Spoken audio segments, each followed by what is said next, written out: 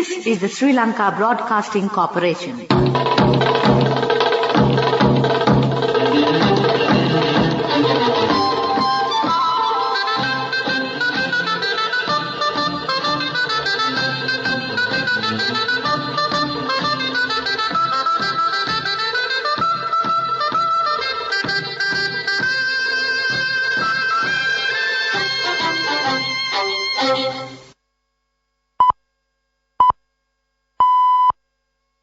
(1:15 p.m.)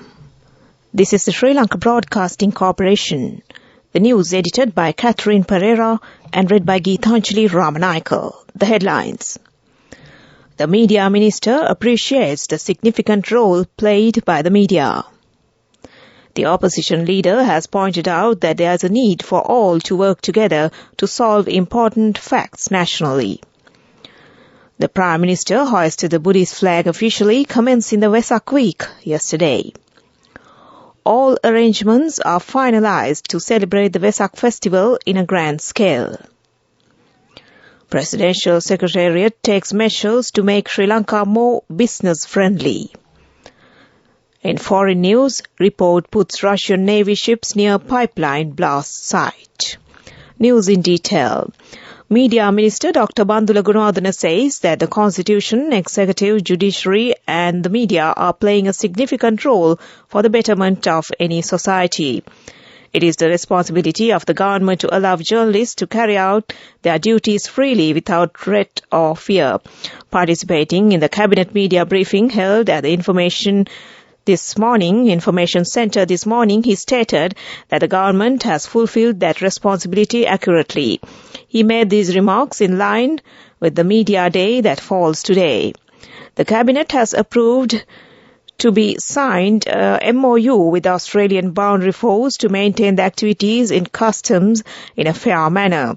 The Minister said that this agreement will more important fact to enhance the import-export international trade activities.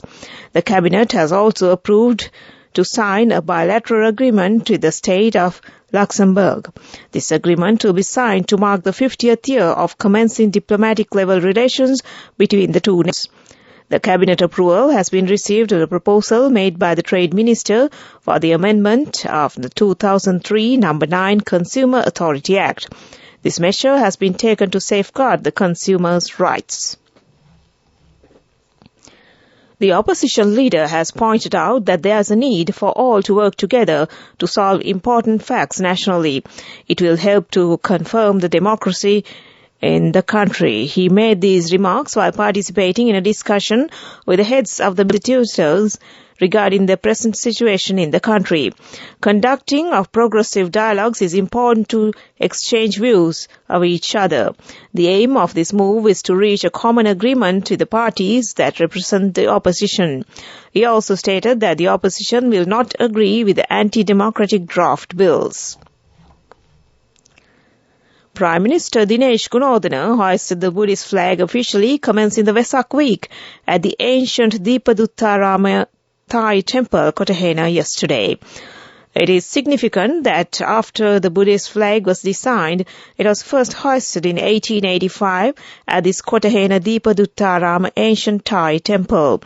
The Prime Minister pointed out in his speech that the Buddhist flag, following its process of designing, was freshly presented to the world on this sacred land. The festival of Vesak, the day of the birth, enlightenment, and Mahaparinirvana of the Buddha, has been celebrated by Buddhists for centuries. Symbolizing that heritage, the Buddhist flag was first hoisted on this sacred ground and gifted to the entire world. This news broadcast comes to you from the Sri Lanka Broadcasting Corporation. Sri Lanka Insurance, like a father, like a mother.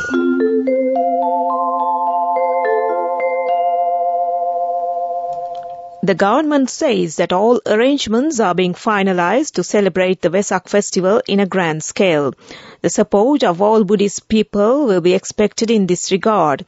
The Vesak week, which which commenced yesterday, will continue until Monday.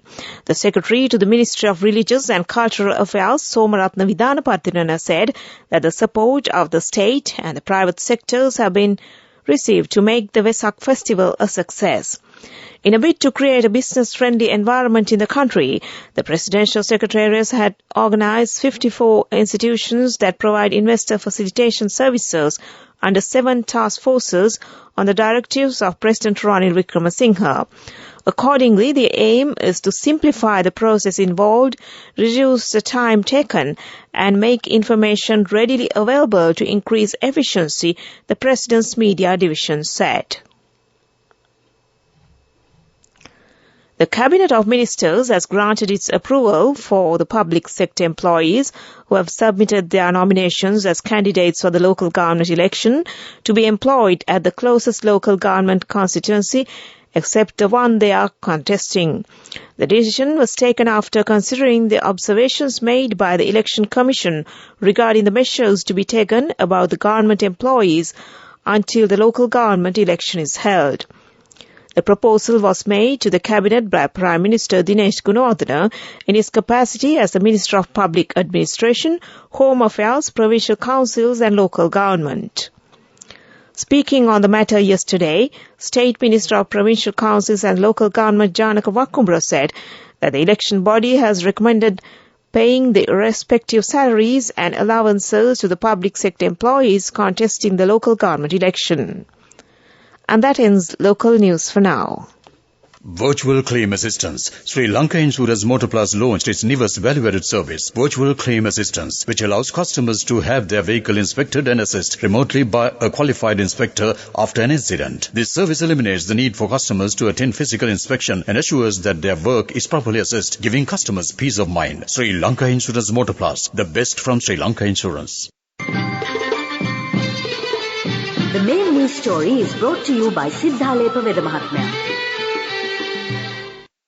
Minister Mahinda Amarveera says that 2,247 hectares of paddy land is expected to be cultivated for this year's Yala season. He made this comment at a discussion held at the ministry regarding the agro-up needed for the paddy cultivation in the Yala season.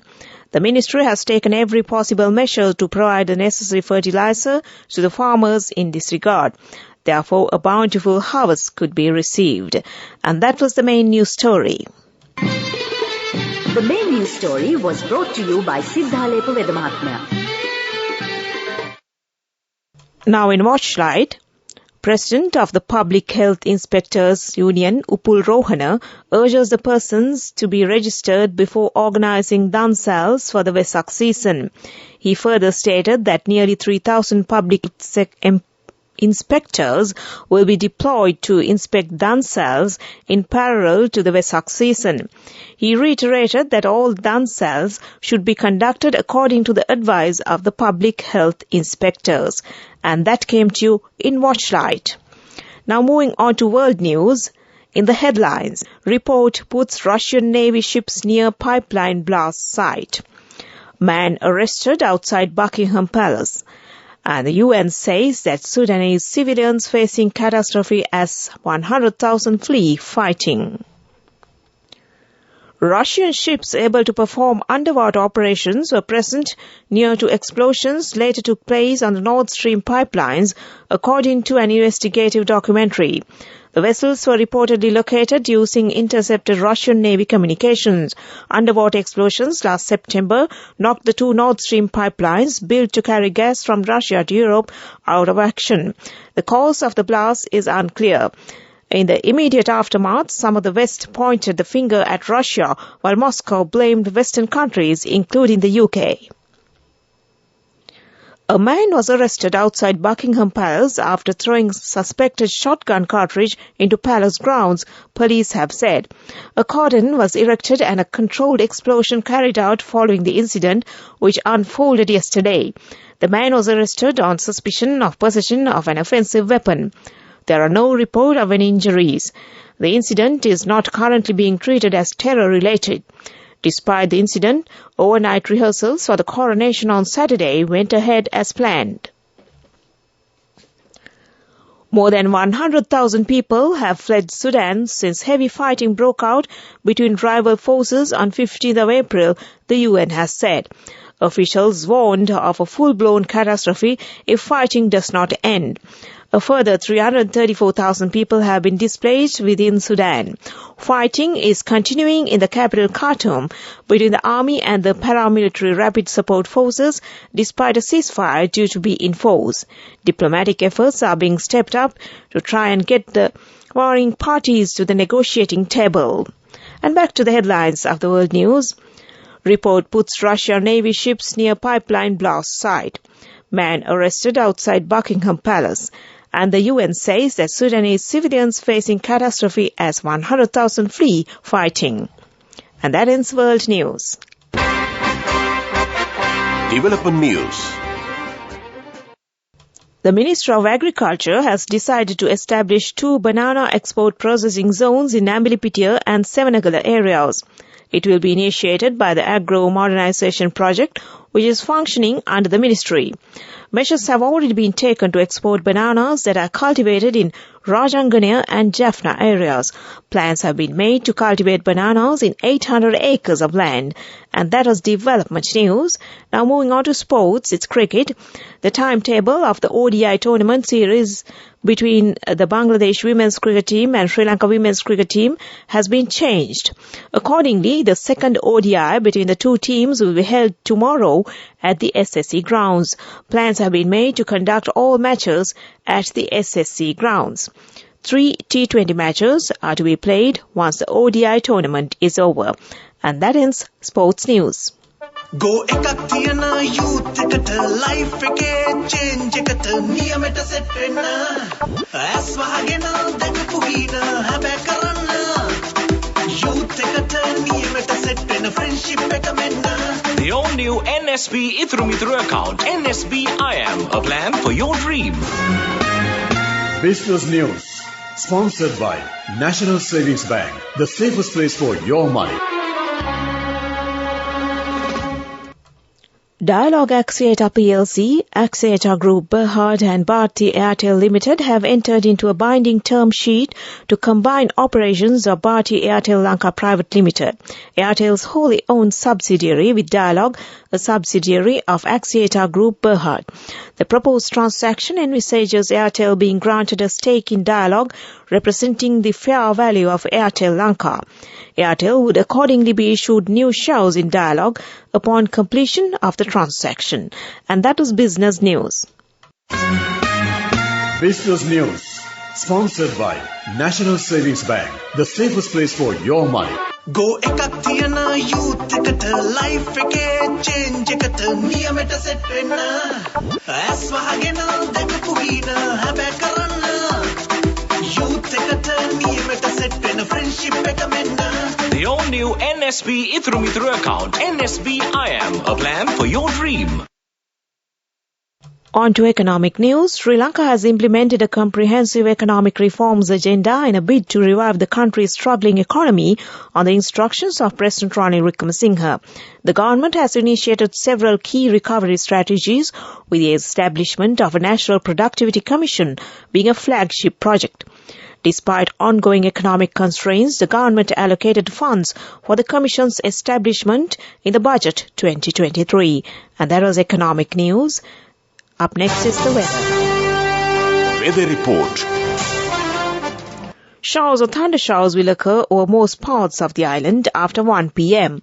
Showers will occur in coastal areas of Western Province and in the Galle, Mathura, Jaffna, Kilinochchi, Mana and Putlam districts during the morning too.